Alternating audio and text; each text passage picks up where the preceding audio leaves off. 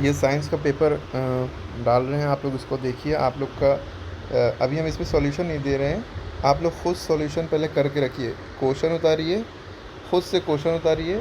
Question number 1 उसका solution, question number 2 उसका solution, तो अपनी कॉपी में करिए। खुद गूगल पे जो है आंसर भी मिल जाएंगे, वरना आप पहले खुद से मेहनत करिए, थोड़ी मेहनत करिए इसको, है ना। तो हम डाल रहे हैं, आप आंसर लिखिए, क्वेश्चन उतारिए, आंसर लिखिए। अगर ना भी ले तो फिर जब हम बताएंगे तो इसमें जो आंसर नहीं समझ में आ रहा होगा या जो डाउट होंगे वो जब हम समझाएंगे, इसका एक्सप्लेनेशन देंगे। एक्सप्लेनेशन में हम जानते ही हैं बहुत सारी चीज़ें बताते हैं, जो क्वेश्चन होता है वो तो होता ही है, उसके अलावा हम उसका सॉल्यूशन भी अच्छे से बताते हैं, सारी चीज़ें बताते हैं। तो इसमें जो है 3 सेक्शन में डिवाइड होता है साइंस का पेपर, ABC में फिजिक्स केमिस्ट्री बायो, है ना। और सभी को आपको करना है, छोड़ना तो कुछ नहीं है, मात्र एक यही सूत्र है कि छोड़ना नहीं है। इससे पहले हम इसका सॉल्यूशन डाल चुके हैं, लेकिन फुल पेपर का नहीं डाला था। तो अभी हम पहले पूरा पेपर डाल रहे हैं, पहले इसको देखिए। इसमें सारी चीज़ें हमने लिखी भी हैं, नोट भी हैं और क्वेश्चन सॉल्व भी हैं। लेकिन ये ना सीखिएगा जो इसमें कुछ क्वेश्चन गलत भी हुए हुए हैं, लेकिन आप अपने हिसाब से कंफर्म कर लीजिएगा सारे आंसर, क्योंकि बच्चे ने किया हुआ है। तो देख लीजिएगा इसको, ठीक है। हमने सही करके भी डाला है इसमें, कुछ जो मेरा ब्लैक पेन से लिखा है वो सही है, ठीक है। देखिए इस तरह की सारी चीज़ें हम बता चुके हैं कि आई लेंस क्या होता है, कन्वर्जेंट होता है, कॉन्वेक्स लेंस इसमें यूज़ होता है। अगर क्वेश्चन में आए कि कॉनकेव लेंस को क्या कहते हैं, तो वो डाइवर्जिंग होते हैं। कॉन्वेक्स लेंस क्या होते हैं, कन्वर्जिंग होते हैं। फोकल लेंथ और रेडियस ऑफ कर्वेचर का रिलेशन ये है, या तो ये लिखिए चाहे ये लिखिए, दोनों का मतलब सेम ही है। जब आर मतलब radius of curvature focal length की डबल होती है, 2 गुना होती है, और focal length radius of curvature की आधी होती है ना। यानी कि एफ, अगर एफ निकालना है यहाँ से तो 2 नीचे भेज दिया आर के, और आर निकालना है तो 2 को जो है आर निकालना है तो 2F हो गया, ठीक है। ये 2 इधर मल्टीप्लाई हो गया। तो इस तरह से सारे क्वेश्चन होंगे। देखिए जो जो चीज़ें दी हैं इस तरह के क्वेश्चन आ चुके हैं बोर्ड में, इस तरह से आते हैं। 1 किलोवाट में 1 किलोवाट आवर में 3.6 × 10⁻6 जूल, ये 100% किसी ना किसी सेट में क्वेश्चन ये वाला ज़रूर आएगा, ठीक है। या तो ये लिखेगा 3.6 × 10⁻6 जूल, और ये लिखा होगा 3600 जूल पर सेकेंड, ठीक है। दोनों ही आंसर सही है, लेकिन ये वाला ऑप्शन में देते हैं ज़्यादातर, ठीक है। देखिए यूनिट ऑफ पावर, देखिए इसमें एक क्वेश्चन ये कभी कभी पूछ लेता है 1 हॉर्स पावर में, हॉर्स पावर को शॉर्ट में HP कहते हैं। 1 HP में 746 वाट होते हैं, 746 वाट, ठीक है। 100 वाट का बल्ब, 200 वाट का बल्ब होता है ना, वही वाला वाट, ठीक है। तो ये जो बाकी जो क्वेश्चन है ये तो दिखाई हुआ है, ये तो इसका आंसर देख ही लिए जो हुआ है। ये एक्स्ट्रा क्वेश्चन दिए हमने दूसरी वीडियो में बताए हैं कि इलेक्ट्रिकल एनर्जी की यूनिट जूल होती है ना। तो ये तो आपको खुद ही करना है। पावर की यूनिट देखिए, सबकी यूनिट लिखी है, ये सब नोट कर लीजिएगा। इसमें से कोई ना कोई क्वेश्चन फंसेगा ज़रूर। पावर किसी न किसी सेट में, कई सेट बनते हैं ना, अब आपके नसीब में जो सा सेट हो वो दूसरे आपके फ्रेंड के नसीब में आ गया वो सेट, जो आपको आता हो कभी, जो आपके फ्रेंड को आता होगा वो आपके नसीब में आ जाएगा पेपर, ठीक है। तो उसके अलावा तो इसलिए पढ़िए सभी कुछ। पावर की यूनिट वाट होती है, हीट की यूनिट जूल होती है, बहुत बार पूछा जा चुका है कई पेपर में। वर्क की यूनिट भी जूल होती है, हीट की यूनिट भी जूल होती है, एनर्जी की यूनिट भी जूल होती है। और एनर्जी के बारे में एक क्वेश्चन बहुत बार ये भी पूछा जाता है एनर्जी के बारे में, ठीक है। एनर्जी की यूनिट जूल होती है, जूल भी होती है और कैलोरी भी होती है ना। अच्छा, इसमें मुद्दा ये है 1 कैलोरी में कितने जूल होते हैं, 1 कैलोरी में कितने जूल होते हैं, तो 4.2 जूल होते हैं, ये लिखने को आएगा। और 1 कैलोरी में 4.2 या 4.18 जूल, ठीक है। दोनों आंसर में से कोई भी ऑप्शन में हो वो टिक लगा दिएगा, ठीक है। क्लियर हो रही बात। अब जैसे 1 किलोग्राम में कितने ग्राम होते हैं ना, 1000 ग्राम होते हैं ना, ये कहते नहीं 1 किलोग्राम में एक किलोग्राम में 1000 ग्राम होते हैं। तो ग्राम भी यूनिट है मास की, और किलोग्राम भी यूनिट है मास की। इसी तरह एनर्जी की यूनिट जूल भी है और कैलोरी भी है। 1 कैलोरी में कितने जूल होते हैं, 4.18 जूल होते हैं, यानी कि कैलोरी बड़ा है, ठीक है। जैसे यहाँ किलोग्राम बड़ा था, ठीक है, इस तरह समझ सकते हैं। तो वो क्वेश्चन आ सकता है जो भी बताया। और एक क्वेश्चन ये भी बन सकता है, करंट की यूनिट क्या होती है, एम्पेयर, AMPERE, ठीक है। इसी तरह एक क्वेश्चन ये भी हो सकता है, वेवलेंथ की यूनिट क्या होती है। वेवलेंथ वैसे आएगा नहीं, लेकिन नॉलेज होना चाहिए। वेवलेंथ की यूनिट होती है मीटर, ठीक है। एक चीज़ नॉलेज में ये भी पता होना चाहिए, 1 एंगस्ट्रॉम, किसी के ऊपर ये डिग्री लगी है तो इसको पढ़ते हैं एंगस्ट्रॉम। 1 एंगस्ट्रॉम में 10⁻⁻10 मीटर होते हैं।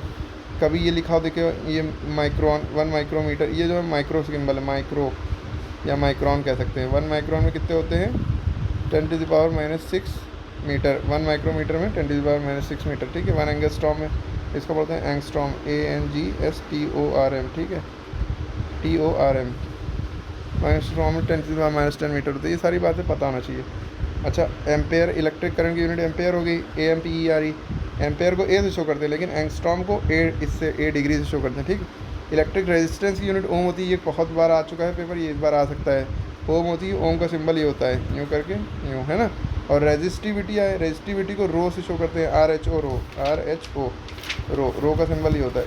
अगर रेजिस्टिविटी की यूनिट पूछे तो ओम इंटू मीटर, ओम लिखा इंटू मीटर, इंटू यानी डॉट, ठीक है, मल्टीप्लाई कहते हैं, ठीक। इसके अलावा मैग्नेटिक लाइंस हमेशा कैसी रहती है, पैरेलल रहती हैं कि क्या होता है इसमें, इस तरह क्वेश्चन आ सकता है। तो never intersect each other, magnet के बारे में ये याद रखिएगा। मैग्नेट ये होता है ना, नॉर्थ साउथ पोल होता है ना, नॉर्थ से साउथ में जाती है ना, तो ये कभी एक दूसरे को काटती नहीं है, ठीक है। Never intersect each other, intersect मतलब काटना, कभी एक दूसरे को कट नहीं करेंगी, ठीक। इसके अलावा non renewable source of energy के बारे में, ये तीनों चीज़ें सेम ही हैं, एग्जॉस्टिबल या कन्वेंशनल या नॉन रिन्यूएबल। तीनों में क्वेश्चन आए तो इसका आंसर वो होगा जो चीज़ें ख़त्म हो जाएँ, जैसे पेट्रोल है, ज़्यादा यूज़ करेंगे ख़त्म हो जाएगा। सन की एनर्जी बहुत ज़्यादा है, जब तक अर्थ है जब तक सन की एनर्जी रहेगी। तो ये अगर सन पूछे तो नॉन कन्वेंशनल कहता, तो आंसर होता सन या वाटर एनर्जी। कन्वेंशनल पूछ लिया है, एग्जॉस्टिबल पूछ लिया है तो पेट्रोल। अगर इन एग्जॉस्टिबल पूछता या रिन्यूएबल पूछता तो इसका आंसर सन या वाटर एनर्जी हो जाता, ठीक है, यानी कि जिसको हम रिन्यू कर सकते हैं, दोबारा नया बना सकते हैं, या विंड हो जाता है। तीनों में आंसर कोई भी हो सकता है। ये क्वेश्चन हम बता चुके हैं। फोकल लेंथ मिरर की दी है 20 और निकालना है रेडियस ऑफ कर्वेचर। जब भी फोकल लेंथ दी हो, फोकल लेंथ यानी कि f दिया हो और क्या निकालना हो, रेडियस निकालनी हो, तो याद रखिएगा, क्योंकि पहला ही क्वेश्चन यही था। पहले क्वेश्चन में हमने आपको बताया था R बराबर 2 × f होता है, यानी कि रेडियस जो है फोकल लेंथ की 2 गुना होती है, ठीक है। तो यानी कि जितनी फोकल लेंथ है तो रेडियस की डबल हो जाएगी, तो रेडियस हमारी हो जाएगी 40।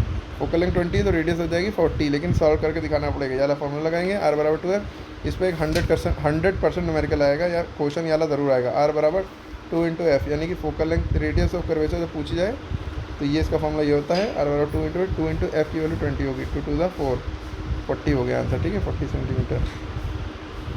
तो हमें सॉल्यूशन नहीं करके बताना था, बहुत सारा चीज़ें ये हम समझा चुके हैं इससे पहले वाले वीडियो में, बहुत आसान न्यूमेरिकल है, तो ये भी सब हम बता चुके हैं। आप देख लीजिए, क्वेश्चन देख लीजिए, सब क्वेश्चन आपको करना है, स्क्रीनशॉट ले लीजिए, पॉज कर लीजिए वीडियो, ठीक है। एक क्वेश्चन ये है, कोशिश करिएगा, नहीं कर पाएंगे तो बताएंगे।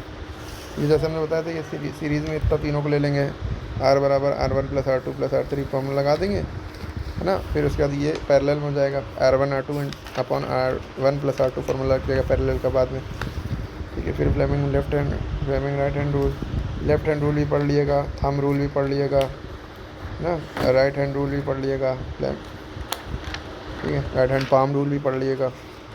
पावर ऑफ लेंस और पावर ऑफ अकोमोडेशन दोनों चीज़ें पढ़ लीजिएगा, ठीक है। इसके न्यूमेरिकल देख लिए, ये न्यूमेरिकल पढ़ लीजिए खास करके, और ये एक न्यूमेरिकल है, concave mirror produce 3 times image, इस तरह के न्यूमेरिकल पढ़ लीजिएगा, वरना हम अभी बहुत सारे पेपर्स डालेंगे, सॉल्यूशन डालेंगे कई पेपर के, लेकिन पहले इसको भी कर लिए, लिख लिए। देखिए फ्लेमिंग लेफ्ट हैंड रूल आया है ना, फार्मूला ये देखिए 4 बिल साइन थीटा, बिल बवाल कबाब, 3 फार्मूला बताए हमने। F बराबर bill sine theta, QVB sine theta और BVL साइन थीटा, है ना, अलग अलग फार्मूला। पीस ऑफ वायर वाला है, देखिए ये। अच्छा, एक इसमें जो है सीरीज़ और रेजिस्टेंस वाला क्वेश्चन ज़रूर पढ़ लीजिएगा। सीरीज़ में रेजिस्टेंस है और पैरेलल में रेजिस्टेंस है, इसका डेरिवेशन जो नहीं होता है, R बराबर R1 + R2 + R3, 1/R बराबर 1/R1 + 1/R2 + R3। ये क्वेश्चन ये है, डिफेक्ट ऑफ विजन, मायोपिया क्या होता है ना, शॉर्ट हाइपरमेट्रोपिया क्या होता है, और प्रेसबियोपिया क्या होता है, प्रेसबायोपिया, स्पेलिंग देखिए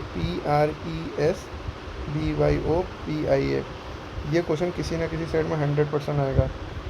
इसमें ही दोनों चीज़ होती हैं, ये बीमारी एज के साथ होती है। पुराना इंसान जितना बूढ़ा हो जाता है, आंखें उतनी कमज़ोर हो जाती हैं, मतलब पास की नज़र भी कमज़ोर हो जाती है और दूर की नज़र भी कमज़ोर हो जाती है, ठीक है। हाइपरमेट्रोपिया, और तो उसको जो है दूसरा चश्मा लगाना पड़ता है जो इस तरह का होता है, यूँ करके ना, यहाँ पे कॉनकेव कॉन्वेक्स लेंस दोनों होते हैं, ठीक है। देखिए ये 100% क्वेश्चन आएगा। इलेक्ट्रिक जनरेटर और इलेक्ट्रिक मोटर दोनों में से एक आता ही आता है, तो ये इलेक्ट्रिक जनरेटर सही से पढ़ लीजिएगा, ठीक है। पूरा लॉन्ग है, प्रिंसिपल हेडिंग डालनी होगी, वर्किंग हेडिंग डाल के इसको सॉल्व करना होगा, डायग्राम भी बनाना होगा पूरा यूँ करके, है ना। देख लीजिएगा डायग्राम कैसे है ना। उसके सेक्शन बी में देखिए केमिस्ट्री में ये जो क्वेश्चन है, इसके सॉल्यूशन आपको करने हैं। पूरा basic solution, colour methyl orange का कौन सा रहता है, खुद से करिए, ठीक है। उसके बाद अगला क्वेश्चन है, देखिए कौन सा स्टेट में करंट है करेक्ट है। रिएक्टिविटी सीरीज़ पढ़ी होगी तो ये भी सर बता लेंगे, ठीक है। 4 ऑप्शन है, ठीक है। उसके बाद देखिए अगला क्वेश्चन है रिएक्शन, ये दी हुई है, इसको बताना है कौन सी रिएक्शन है, ये इस रिएक्शन का क्या नाम होता है, ठीक है। 4 ऑप्शन है, फिर 3 एलिमेंट दिए हैं, इसको करने की कोशिश करना है कि position of 3 element A B C कहाँ पे होंगे पीरियोडिक टेबल में। ग्रुप 16 ग्रुप 17 ये बच्चे समझ नहीं पाएंगे, लेकिन कोशिश करिए। ये ग्रुप 17 में यहाँ पे कौन सा एलिमेंट होगा उसकी पोजीशन बतानी है, नाम बताना है। विच मतलब ये बताना है कि वो जो ए है कि वो मेटल है कि नॉन मेटल है ना, जब आप भरेंगे। और जहाँ पे सी है ये जो होगा वो मोर रिएक्टिव होगा, कम रिएक्टिव होगा लेस ए से, ठीक है। ग्रुप 17 के अंदर सी बड़ा होगा स्मॉलर होगा साइज में, यानी कि जिसका एटॉमिक नंबर ज़्यादा होगा वो बड़ा होगा भाई, है ना। कैटायन और एनायन के बारे में, एक कैटायन होता है, कैटायन जो होता है पॉजिटिव होता है, एनायन निगेटिव होता है, माइनस लगा होता है ना। ये डोनेट करता है ना, और ये एक्सेप्ट करता है ना इलेक्ट्रॉन को, ठीक है। होमोलोगस सीरीज़ ये क्वेश्चन बहुत इंपॉर्टेंट है देख लीजिएगा, बहुत ज़रूरी। और व्हाट हैपन व्हेन क्या होगा जब ये सब इनके बीच में रिएक्शन होगी। सोडियम बाइकार्बोनेट कहते हैं Na2CO3 बताया था ना, Na2CO3 जब ये रिएक्ट करे किससे, हाइड्रोक्लोरिक एसिड से, यानी HCl, ठीक। HCl कहते हैं हाइड्रोक्लोरिक, ये हमारे पेट में भी होता है, खाने को गलाता है। हमारे पेट में देखिए बाइल जूस होता है, खाने को डाइजेशन में मदद करता है, जो कि लीवर सिक्रेट करता है। लीवर जो है बाइल जूस सिक्रेट करता है। गैस्ट्रिक जूस हमारा पेट, स्टमक, एब्डोमेन सिक्रेट करता है, ये भी पता होना चाहिए। पेट का शेप कैसा होता है, जे शेप होता है, ये भी क्वेश्चन आता है 100% ये लाएगा, ठीक है। पेट का यू शेप ना लिख दिएगा, जे शेप होता है। ये सारी बातें पॉज कर करके लिखती रहिए, क्वेश्चन खुद बनाइए और लिखती रहिए आप लोग, ठीक है। सोडियम हाइड्रोक्साइड NaOH, ये HCl से रिएक्ट होगा तो क्या होगा, है ना। तो ये NaCl अलग हो जाएगा, H2O अलग हो जाएगा, नमक और पानी अलग हो जाएगा। NaCl मैंने नमक हो जाता है, NaCl प्लस H2O, ठीक है। सही से कर लीजिएगा। फिर एनसीडीटी ये रिएक्टिविटी सीरीज़, ये बहुत इंपॉर्टेंट क्वेश्चन है, ये आएंगे ही आएंगे। IUPAC नेम इसके इम्पोर्टेंट है, कर लीजिएगा। तो इन सब के देखिए IUPAC नेम लिख के दिखाइए। आप दोनों नाम लिखिएगा, IUPAC भी लिखिए, कॉमन नेम भी लिखिए। इससे आपके जो डाउट होंगे वो क्लियर हो जाएंगे, क्योंकि बहुत से बच्चों को ये डाउट होता है कि ये IUPAC नेम है कि कॉमन नेम। तो एग्ज़ाम में तो IUPAC नेम आता है, तो आपको पता लगा वो कॉमन नेम, जैसे एथिल अल्कोहल कॉमन नेम होता है, आप समझेंगे C2H5OH का नाम IUPAC एथिल अल्कोहल होता है, एथाइल अल्कोहल, लेकिन एक्चुअल में उसका इथेनॉल नेम होता है। IUPAC नेम उसका एथेनॉल होता है, लेकिन कॉमन नेम एथिल अल्कोहल होता है। तो आपको IUPAC नेम लिखने होगा। अच्छा, एक क्वेश्चन ये भी बन जाता है कि IUPAC का फुल फॉर्म क्या होता है। IUPAC तो इसका फुल फॉर्म होता है international INTERNATIONAL international UNION for pure and applied APPLIED applied chemistry, CHEME chemistry, CHEMISTRY, ठीक है। ठीक है, इसके बाद देखिए white detergent superior over soap, ये पूरे सब आंसर आप लोग खुद से ढूंढ के लिखिए। pH value, potence hurt, potence इसका फुल फॉर्म होता है पोटेंस हर्ट्स, ठीक है, HERTZ, ठीक है।